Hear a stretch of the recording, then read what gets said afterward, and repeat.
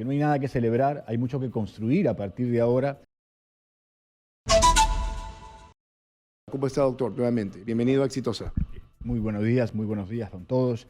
Sí, yo creo que estamos en trivialidades, el tema de fondo es mucho más importante, estamos viviendo una sociedad paralizada que requiere una cuota de responsabilidad, de esperanza y un poco sí, darnos una tregua porque no hay nada que celebrar, hay mucho que construir a partir de ahora y hay que hacerlo de verdad que con otro temperamento.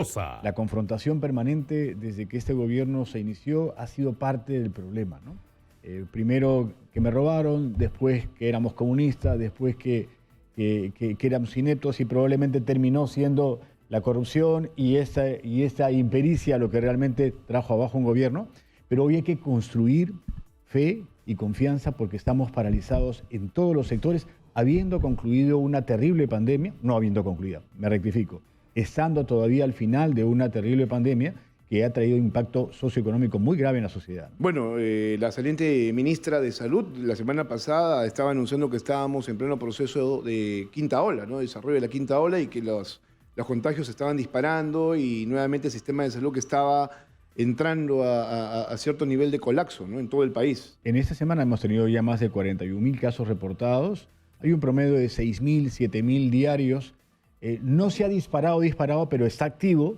Y obviamente el sistema, como tú sabes, es precario. El primer nivel de atención, sobre todo, que todo el mundo dice que hay que reforzar y nadie dice cómo ni cuándo se va a reforzar. Y ha habido durante estos últimos tiempos un ausentismo pleno del MINSA con los territorios, donde realmente se debería estar operando todos estos intercambios para la prevención y para la mayor comunicación y sobre todo mejorar la tasa de vacunación. Que eso es además algo que se olvidó, ¿no? Nunca se recuperó, por ejemplo, el proceso de vacunación en su totalidad, se abandonaron, por ejemplo, los vacunatorios se fueron cerrando uno a uno, no hubo más campaña de comunicación respecto a las bondades de la vacuna y por qué tenías que tener todo el esquema completo de vacunación. Tampoco se habló del otro proceso de vacunación, porque no todo era COVID, o sea, estábamos hablando de enfermedades que también estaban afectando a la población, pero nunca volvimos a ese ritmo con el cual estábamos bien, ¿no? Y erradicando enfermedades de manera continua, cada año. Hasta la época del doctor Ceballos había comunicación con los territorios, había un trabajo que se intentaba articular en ese sector y después de eso prácticamente se desapareció. Y lo dices muy bien, no solamente el COVID que es el problema, sino yo creo que hay un gravísimo embalse de enfermedades crónicas no atendidas y obviamente es lógico.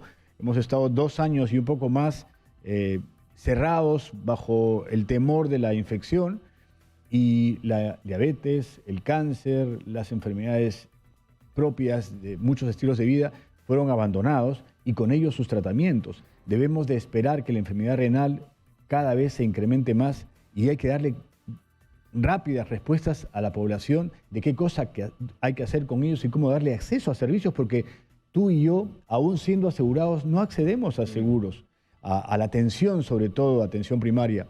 Y no hay esa mirada de salud pública orientada hacia lo preventivo, ¿no? Hacia la higiene, hacia la buena alimentación, hacia el aseo, etcétera, etcétera, que tienen que ver implicancia en la enfermedad. Hay que recordar, este ha sido un gobierno nefasto en muchos sentidos, sobre todo en el tema de la incapacidad. Voy a dejar por un momento el tema de la corrupción, porque ya de eso se habla demasiado, pero el tema de la incapacidad ha sido, creo yo, histórico, ¿no? Porque no puedes tú destruir las instituciones, pero sobre todo no puedes tú abandonar la gestión pública, porque a la larga eso finalmente fue lo que hizo este gobierno de Pedro Castillo, totalmente improvisado. Ha habido un copamiento, ¿no? Sin mayores objetivos para hablar de salud y que el público lo recuerde perfectamente. ¿Cuántos ministros de salud que hemos tenido? 4, ¿no es cierto? Se buscó al inicio cierta continuidad con Ceballos y se saludó esa continuidad, pero luego el Ministerio de Salud terminó siendo un botín de Perú Libre, de Vladimir Cerrón.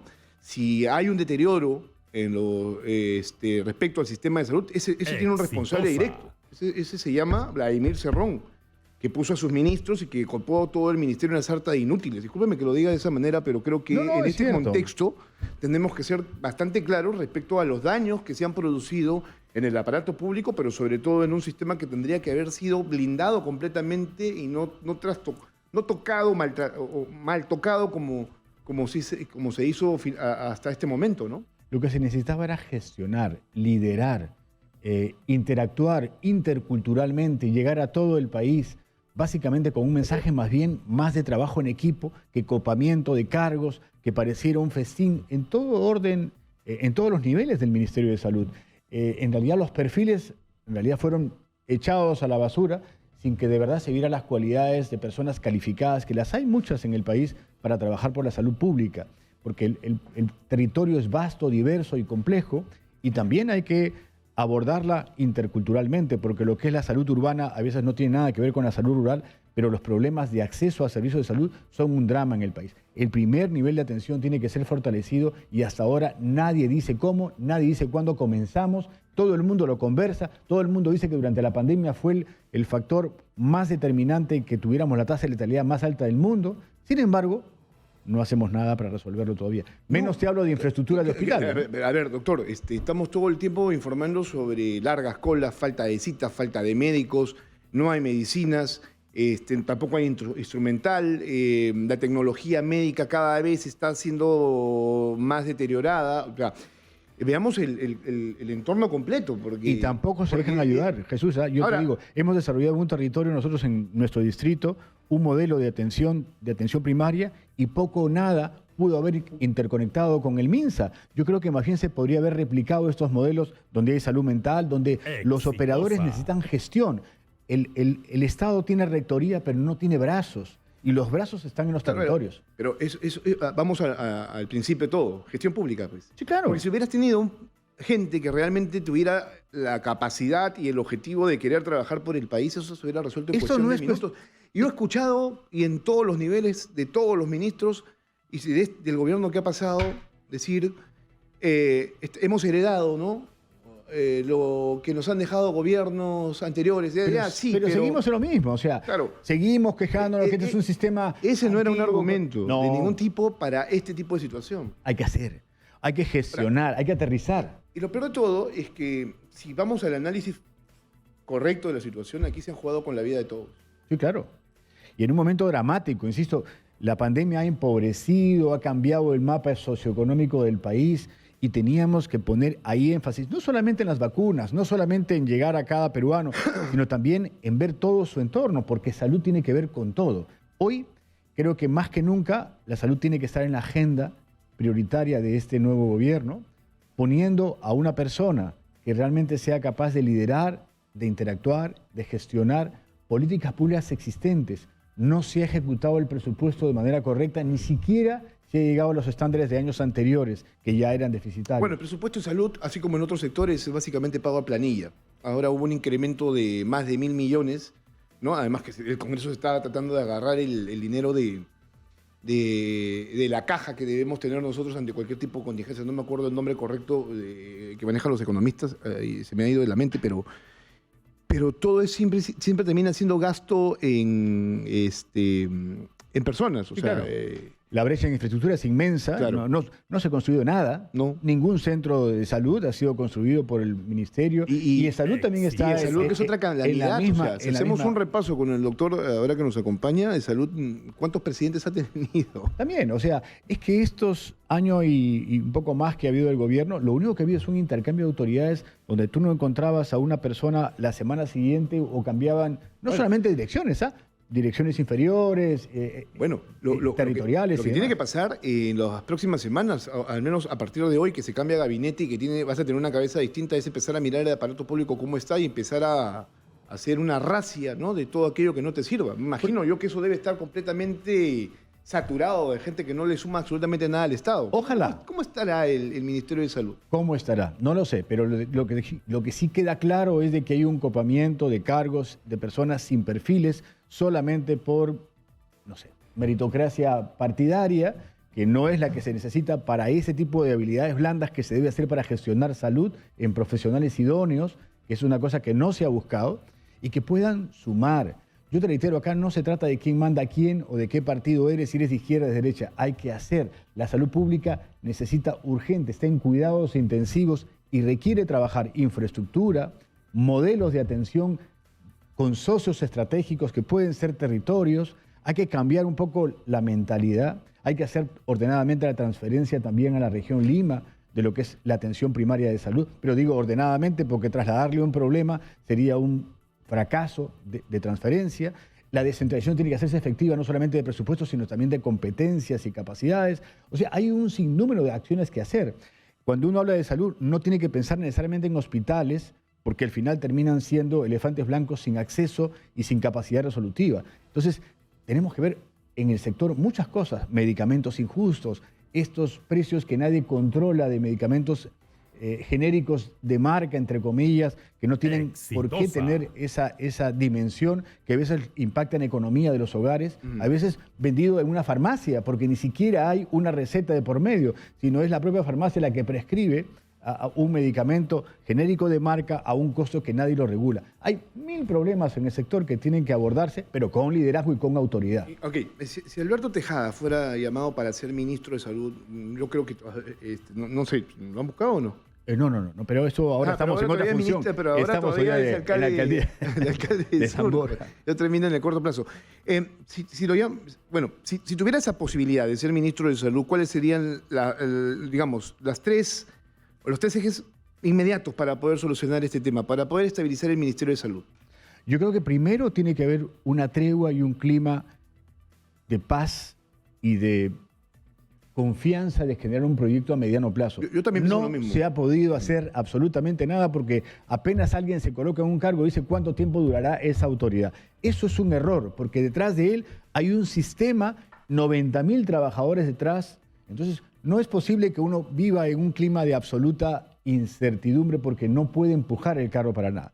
Segundo, ponerse de acuerdo. Hay muchos profesionales de la salud pública, he conocido a muchos en esos tiempos, han habido ilustres ministros últimamente que perfectamente pueden ser convocados en un consejo para tener una hoja de ruta concertada de cuáles son los pasos primeros para gestionar primero un presupuesto y acceder o llegar a los más necesitados para que haya acceso a los servicios de salud en todo el Perú. Hay que comenzar fortaleciendo el primer nivel de atención, concertando con alcaldes, trabajando territorialmente, levantando otra vez los proyectos de inversión hay una brecha de 150 hospitales en todo el país, que obviamente es muy importante, porque también si tú no haces hospitales, si tú no haces infraestructura en todas las regiones, tampoco vas a ser especialistas. Y hay una brecha importante cada vez mayor de especialistas que solo se forman en hospitales. Esos no se forman en el nivel primario, pero los necesitas igual para atender. Ese punto es importante, el tema de la formación de médicos. Tenemos un déficit total. Pero de especialistas. No, claro. Bueno,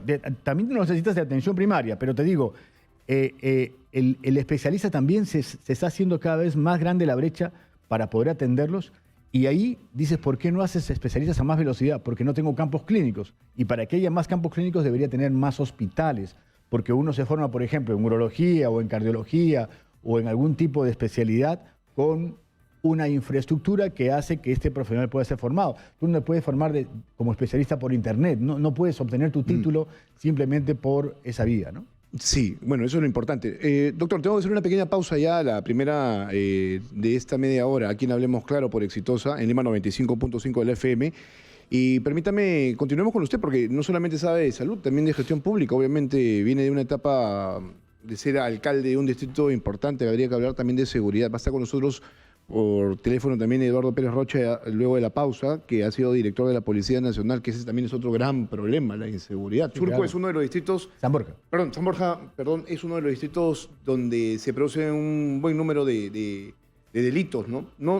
O sea, de robo de casas, de asaltos... En todo Lima realmente hay una delincuencia que está desatada y que requiere de una mirada distinta.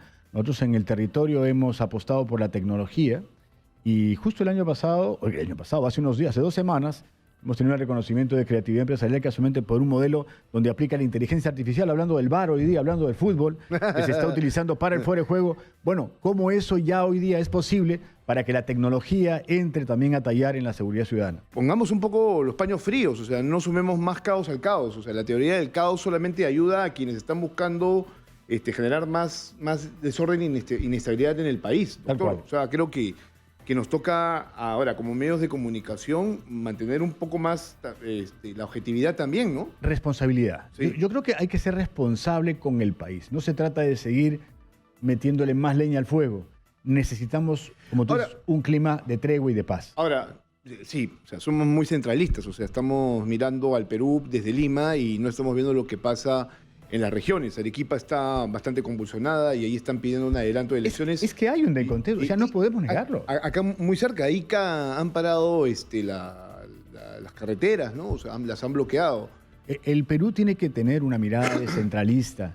Lima no es el Perú y lo que se ve y que se escucha afuera no es lo mismo que vemos aquí todos los días entre nosotros conversando en nuestros distritos. Creo que hay que tener una mirada global, una mirada nacional y no es inentendible la respuesta del interior del país, ¿no? Mientras esperamos la comunicación con Eduardo Pérez Rocha, que creo que ya está, solo habría que decir una cosa. Este tiempo, ¿no? Este cambio de rumbo, no sé cuánto tiempo esté la señora Dina Boluarte, esperemos que lo pueda hacer bien, o sea, de verdad, o sea, queremos de manera particular de que haya más capacidad de racionamiento y que las decisiones que se tomen sean las adecuadas por el bien del país. Y que si va a haber un periodo de tregua, que este sea efectivo para el Perú, ¿me dejo entender? O sea, que se sienten al menos las bases mínimas para poder Ojalá. Conciliar, ¿no? Eso esperamos todos. Ahora, pero lo que sí es también ponernos a pensar sobre qué opciones vamos a tener. Claro, todo el mundo está buscando adelanto de elecciones, pero ¿quiénes, no? Es que hay un grave problema de institucionalidad. Y después de esta experiencia que hemos tenido, no tendríamos por qué volver a cometer el mismo error, aunque ya sabemos que nuestro país se suicida constantemente, al menos en el ámbito político. La reforma política es indispensable, pero también hay que alentar a que gente de bien ingrese a la política. Yo te digo, las personas hoy día ven criminalizado el escenario social y político, entonces dicen, oye, ¿para qué me voy a involucrar a apostar por mi país para terminar igual? De ninguna manera. Y además, ojo, no tenemos líderes políticos, no tenemos partidos políticos que sean del todo convincentes y tenemos radicales, ¿no? Que están generando también cierta zozobra. Estoy hablando directamente del enajenado de Antauro Humala, ¿no? Yo lo que espero es que gente decente vaya a la política. Ellos, al margen del conocimiento, tú puedes asesorarte con personas con conocimiento si tienes buena fe, si hay gente correcta. Lamentablemente hoy día pareciera que todo va de quién manda a quién. No importa el costo que fuera. El botín es el país, el pretexto de la pobreza, el pretexto de la desigualdad. La brecha de la desigualdad es la primera misión que debe tener el Perú. Unir a todos los peruanos y cerrar la brecha de la desigualdad. Las diferencias, ¿no? Lo que no nos permite ser un país tal cual. Estamos con Eduardo Pérez Rocha, que ha sido ministro del Interior. ¿Cómo está, Eduardo? Buenos días, bienvenido a Exitosa. Buenos días, mira qué gusto también tener en el panel a Alberto Tejada. Un saludo especial. Eduardo, estamos hablando de gestión pública, estamos hablando, por ejemplo, con Alberto Andrade aquí, Alberto Tejada, perdón, Andrade, me estoy confundiendo, en paz descanse, sobre lo que tiene que hacerse, por ejemplo, en el sector salud, pero también en gestión pública, y ahora hablamos de otro gran problema que estamos enfrentando y que no se ha sabido manejar, que es el tema de la inseguridad, que para los peruanos no es un problema cualquiera, es el principal problema que se tiene que vencer y no se ha hecho absolutamente nada. Eso hay que decirlo correctamente. Entonces, hoy hay un nuevo escenario y vas a tener un nuevo premier, presidente del Consejo de Ministros y seguramente un nuevo titular de la cartera del Interior, ¿no? También, imagino yo, con ciertos criterios para poder controlar esta papa caliente que es ese ministerio. Entonces, en el más corto plazo, ya si hablamos de una tregua para el gobierno de Dina Boluarte, ¿qué es lo que se tendría que resolver en primera para poder darle a la ciudadanía esa tranquilidad que se necesita sobre este problema que estamos enfrentando? Lo primero, retomar lo que dice la Constitución, artículo 197. Los responsables de organizar el sistema de seguridad ciudadana son los alcaldes, ojo, ellos presiden los comités. Pero ¿qué sucede? Se ha modificado la ley del Sistema Nacional de Seguridad Ciudadana y las reuniones que se hacían semanalmente en el Ministerio del Interior, cuando presidía el CONASEC, el Ministerio del Interior, ahora se ha modificado. Y solamente se reúne el CONASEC 4 veces al año, ojo, trimestralmente, de los cuales 2 son descentralizadas. Lo segundo, las reuniones de los comités provinciales, distritales de seguridad ciudadana también ya no son mensuales, ahora son bimensuales. Tercero, la ley es clara, la ley del sistema Sistema Nacional de Seguridad Ciudadana y su reglamento indica que los alcaldes trimestralmente, ojo, cada 3 meses, deben de convocar a los vecinos de su jurisdicción para indicarles cómo va el plan. Pero como plan no existe, toda vez que el año 2012 que yo dejé la Secretaría Técnica después de 4 años, fue el último año que se usó el plan. Y en septiembre del año 2018 salió el famoso plan quinquenal de seguridad ciudadana, en donde si uno ve las metas es el aumento del patrullaje. Pregunta simple, ya estamos culminando, pues del 18 al 23 ya va a acabar este plan quinquenal, entre comillas, y sin embargo esto no se cumple. Bueno, ahí estábamos viendo en todo caso un desmonte de todo el aparato de seguridad del país. ¿Hace cuánto tiempo que no, durante este gobierno, ustedes han tenido reuniones con el Ministerio del Interior? Sí, pero lo que pasa es que ha habido tanta rotación que de verdad era más una foto con los alcaldes para decir que se reunieron con ellos que una reunión efectiva de trabajo para hacer agenda de temas, ¿no? Claro, porque, Eduardo, tener relación constante con los alcaldes es importante para saber exactamente cuáles son sus principales problemas por distrito, pero además saber cuál podría ser el apoyo de la Policía Nacional en términos de patrullaje, en términos de policías, ¿no? Dentro estoy hablando de números dentro de las comisarías, ¿no? O sea, digo, es lo mínimo, ¿no? Para ejecutar un plan. Claro, el artículo 69 del reglamento del Sistema Nacional de Seguridad Ciudadana es claro. El responsable, que te digo, operativo en las jurisdicciones distritales y provinciales es el comisario. Y el comisario, se habla en ese artículo 69 del patrullaje integrado. Ojo, integrado, vale decir, el gerente de seguridad ciudadana y el comisario hacer un plan. Ese plan aprobarlo con el alcalde y ejecutarlo de tal manera que los efectivos de personal y logísticos del municipio y la comisaría se juntan, ¿no? Que están haciendo un plan diferente. El gerente de seguridad ciudadana, su plan de seguridad, que te digo, con su serenazgo y la policía por su lado. La pregunta es simple: ¿por qué no se presenta un proyecto para modificar la ley de la Policía Nacional, establecer lo que hizo Pérez Guadalupe en 2016? A partir del 1 de enero del 2016 desaparecía el aspecto del trabajo remunerado del efectivo policial. Te digo que ese es el problema actual. Actualmente, ahí está el doctor Tejada, que no me permite, y él lo va a ratificar. El municipio, si requiere el concurso de la Policía Nacional, tiene que ser mediante un convenio con el Ministerio del Interior y la Policía Nacional. Y tiene que pagar, ojo, que pagar de acuerdo a ese convenio al Ministerio de Economía y Finanzas. Vale decir, el Estado está cobrando por un servicio, que te digo, gratuito, que es el servicio de la Policía Nacional. Esto, si no se cambia, vamos a estar como hasta ahora. Que no hay efectivos policiales para que apoyen al municipio, que seguro con falencias económicas, que te digo, está con insuficiencia para que se ejecute esto. Sí, bueno, el Ministerio del Interior es uno de los que durante muchos años ha tenido esta problemática de un cambio constante. Siempre se ha hablado de la refundación de la Policía Nacional y de tener un mejor criterio para el manejo de la institución. Sin embargo, esto no se ha hecho. Ahora, también hay que sumarle que el Ministerio del Interior ha tenido serios problemas de corrupción, no de ahora, sino de siempre. Y constantemente se estaba hablando de eso. Aquí hay una información que creo que es importante en todo caso compartirla con el público. Se dice aquí que la Policía Nacional ha suspendido vacaciones y permisos de todo el personal de la institución y declara alerta por inminencia de manifestaciones y marchas por cierre del Congreso y la convocatoria de nuevas elecciones. Esta medida, ¿cómo la estás viendo tú, Eduardo? Que creo que es a mí, ahora que la estoy leyendo, me parece importantísima y que creo que lo veníamos conversando con Alberto Tejada, ¿no? Alcalde de San Borja, como se me va en la mente, que el conflicto social o el conflicto social es lo primero que va a tener que resolver el gobierno de la señora Dina Boluarte.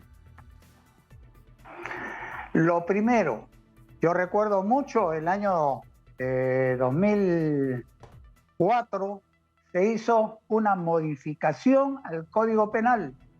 Ya en ese entonces, con el aspecto de la construcción de las vías públicas, paralizaciones de carreteras, atentados contra la propiedad y el tránsito vehicular y de personas, se modificó el artículo 200 del Código Penal, que era la extorsión.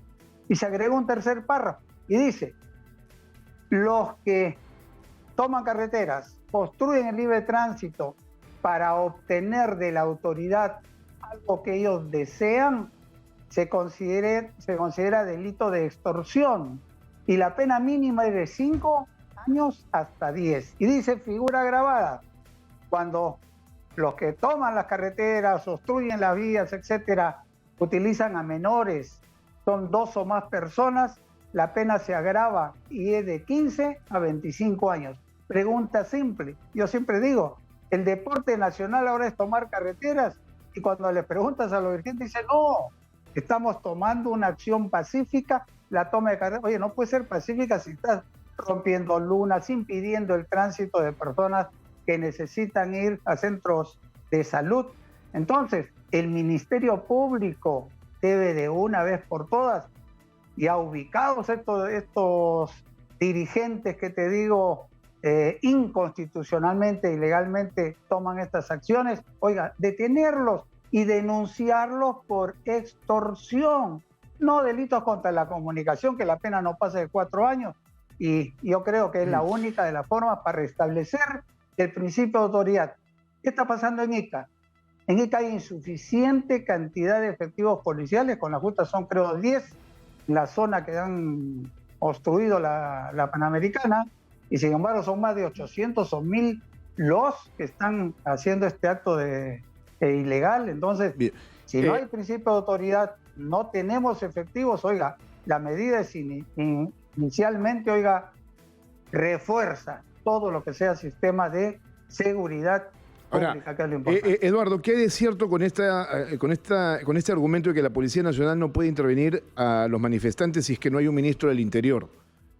Eso yo creo que no es correcto, ¿no? La policía tiene obviamente un apoyo constitucional. La ley de la Policía Nacional indica claramente que está para proteger la seguridad pública y privada, disminuir los delitos y las faltas. Entonces no necesita orden ministerial. Cuando hay flagrancia, el caso por ejemplo del presidente Castillo, cuando hay flagrancia no necesita ni orden judicial ni intervención del Ministerio Público, interviene en ejercicio de sus funciones, artículo 166, la policía. Y lo que tú indicas, de que si se suspenden, ¿qué te digo?, vacaciones, permisos, etcétera, este fin de año, por lo que se está presentando análisis de inteligencia. Hemos escuchado que están indicando que el próximo miércoles, ojo, ya vale acá 4 días, van a constituirse estos elementos que te digo que están ocasionando disturbios en el interior, acá en Lima. Y su objetivo, cerrar el Congreso, la Asamblea Constituyente y nueva Constitución. Yo digo que esto ya la inteligencia debe haber ubicado a estos dirigentes, y lo primero es hacerle un seguimiento, filmarlos y detenerlos, pues son flagrancia de delito. Bien, Eduardo, muchas gracias, un fuerte abrazo. Eduardo Pérez Rocha, exdirector de la Policía Nacional.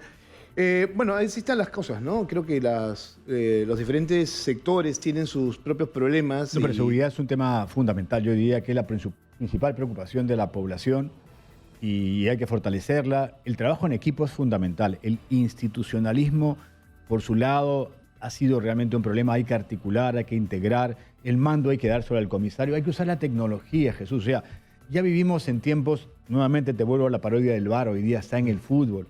La tecnología es perfectamente aplicable. Hoy día ya no son dispositivos costosos. Ahora hay que trabajar en otra dimensión y trabajar de la mano con los territorios. Insisto, porque ¿quién conoce mejor a su colectividad que las autoridades elegidas por la población? Ellos serán los que tendrán que organizarse. Ellos saben dónde vive el delincuente. Ellos saben dónde está. El delincuente tiene una casa. Claro. El delincuente tiene un modus operandi. Ellos saben dónde están las personas. Entonces yo creo que sería mucho más sencillo si realmente se aprovecha ese potencial para darle todo el valor preventivo a las autoridades locales y todo el valor ejecutivo y de investigación a la policía, pero bajo el comando de la policía y usando la tecnología. Bien, eso es importante. Alberto, muchas gracias por estar con nosotros esta mañana y vamos a ver cómo es que se presenta este nuevo escenario, porque claro, ya a partir del mediodía entiendo yo que va a haber un nuevo Consejo de Ministros, ¿no? O sea, alguien que se va a hacer cargo de las políticas públicas de primera, ¿no? Todos esperamos que realmente existan autoridades probas que lideren un proceso de estabilidad para que el Perú deje de estar paralizado. Yo entiendo que la señora Dina Boluarte va a entrar al centro, ¿no? Digo, me imagino, yo sé que es de izquierda, tiene su posición de izquierda, pero tendrá que ser en todo caso centro-izquierda, acá, ¿no? en realidad no interesa ser de izquierda y derecha, interesa gestionar el país. Hay que aterrizar un presupuesto, hay que darle tranquilidad al país. El país está paralizado. Eso es importante que todos lo tengamos claro. Y yo que te vengo a hablar de salud, la salud requiere urgentemente medidas inmediatas de articulación y de darle acceso de servicios a todos los peruanos. Sí, claro. Te entiendo perfectamente en el sentido de que, claro, no tendría que por qué ser de derecha e izquierda, tendremos que buscar un punto medio para que esto avance. Sin embargo, estas cosas quedan, ¿no es cierto? Hay gente que se rige en función a sus Es un dogmatismo que realmente nos divide absurdamente, sí, ¿no? claro. A eso iba también, que no suman para absolutamente nada. Estábamos en una corriente clasista, racista. Yo no entiendo. El Perú está construyendo su identidad y valores. ¿El gobierno de Pedro Castillo fue comunista? Yo creo que no fue absolutamente nada. Nunca lo fue. Pero te digo, el discurso en este año y fracción que ha durado el gobierno fue: primero me robaron, después fue el temor al comunismo, después fue la ineptitud y por último ya la corrupción. Pero fueron estrategias distintas. Finalmente... Por último, en realidad, me he olvidado absolutamente de todo. Ya eso es irónico, ¿no? Ya esa es una hilaridad que de verdad no merece mayor comentario, pero fue un error absoluto. Si hay algo que todos esperan, por eso digo, no fue mérito del Parlamento, ha sido realmente una impericia que de verdad lo llevó a este desatino que hoy está purgando cárcel por ese motivo. Yo me atrevo a decir que ha sido el peor presidente en la historia del Perú, el peor. Los demás han tenido problemas de corrupción, lo que tú quieras, pero al menos se preocuparon por gestionar y tener estable al país. Y aquí las dos cosas fracasaron, ¿no? El problema más allá de recursos en nuestro país es un tema de gestión. No es un tema de plata, es un tema de hacer cosas. Olvidarnos un ratito del dogmatismo y de colaborarnos mutuamente para un objetivo, sea en salud, sea en seguridad, sea en desarrollo agrario. Abramos los temas y te darás cuenta que tienes 1000 para poder producir. Sin embargo, el Perú tiene enormes riquezas y recursos que no valoramos. Bien, gracias Alberto. Fuerte abrazo. Muy buenos días.